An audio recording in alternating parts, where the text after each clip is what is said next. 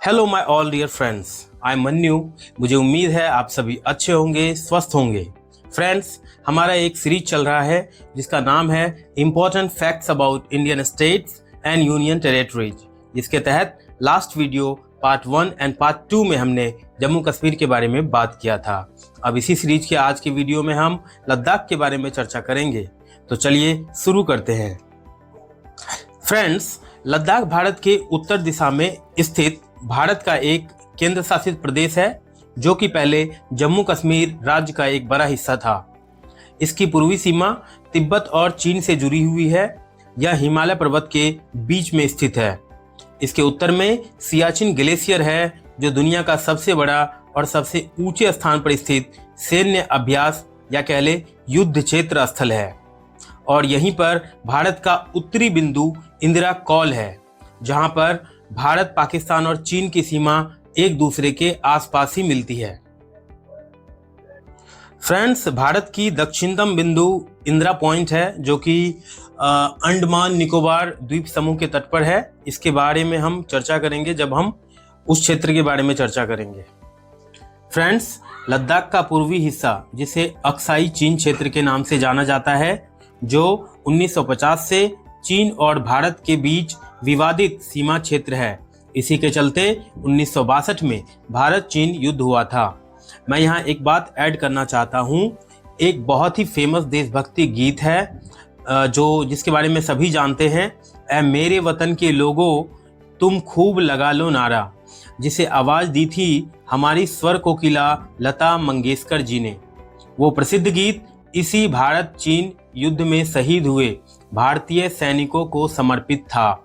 इस गीत को दिल्ली में गणतंत्र दिवस के अवसर पर रामलीला मैदान में तत्कालीन प्रधानमंत्री पंडित जवाहरलाल नेहरू की उपस्थिति में लता मंगेशकर जी द्वारा गाया गया था।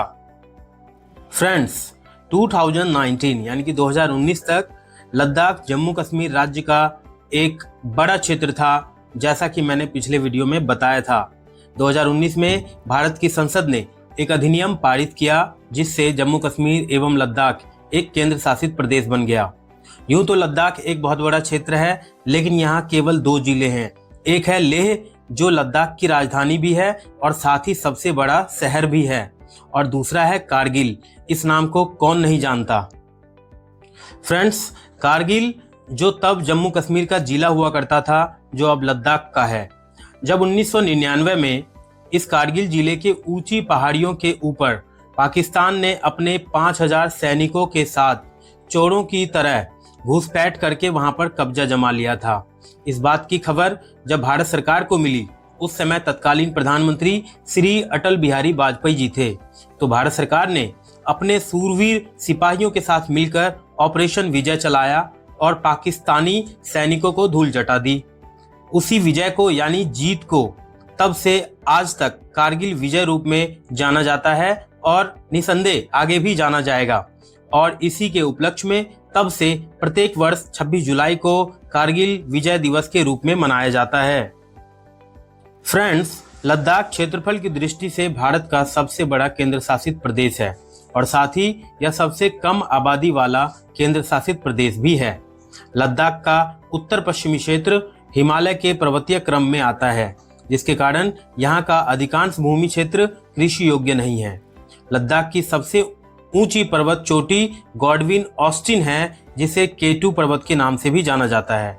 इसकी ऊंचाई 8611 मीटर यानी 8611 मीटर है, जो भारत की सबसे ऊंची पर्वतीय चोटी है। फ्रेंड्स, बात करें लद्दाख के शासन व्यवस्था के बारे में, तो जैसा कि हमें पता है, लद्दाख अब एक केंद्र शासित प्रदेश है जिसे केंद्र सरकार के द्वारा शासित किया जाता है। अर्थात यहाँ के सरकार या शासन का मुखिया भारत के राष्ट्रपति द्वारा नियुक्त एक लेफ्टिनेंट गवर्नर, जिसे हम LG कहते हैं और जिसे हिंदी में उपराज्यपाल कहते हैं, और वो एक IAS ऑफिसर होता है।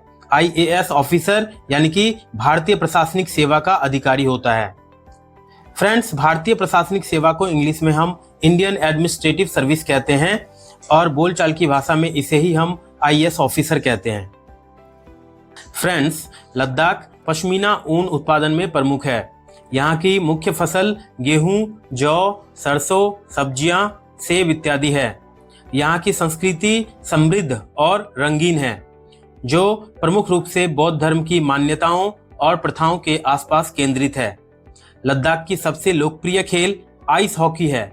आइस, जैसा कि नाम से ही पता चल रहा है, बर्फ। एक ऐसा खेल है आइस हॉकी जो केवल बर्फ पर खेला जाता है। यहाँ का प्रमुख त्योहार है लद्दाख हार्वेस्ट फेस्टिवल, एक ऐसा त्योहार जो सितंबर महीने में मनाया जाता है, जिसमें लोग चमकीले पारंपरिक ट्रेडिशनल कपड़े पहनते हैं और संगीत और नृत्य प्रदर्शन करते हैं। तो फ्रेंड्स, आज के लिए बस इतना ही। मुझे उम्मीद है मैंने लद्दाख के बारे में एक सामान्य जानकारी सामान्य शब्दों में देने का प्रयास किया है।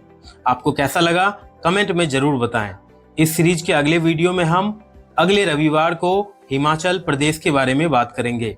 तब तक के लिए a very good, take care of yourself and family as well. Thank you so much to watching my video, and do not forget to like, comment, share and subscribe my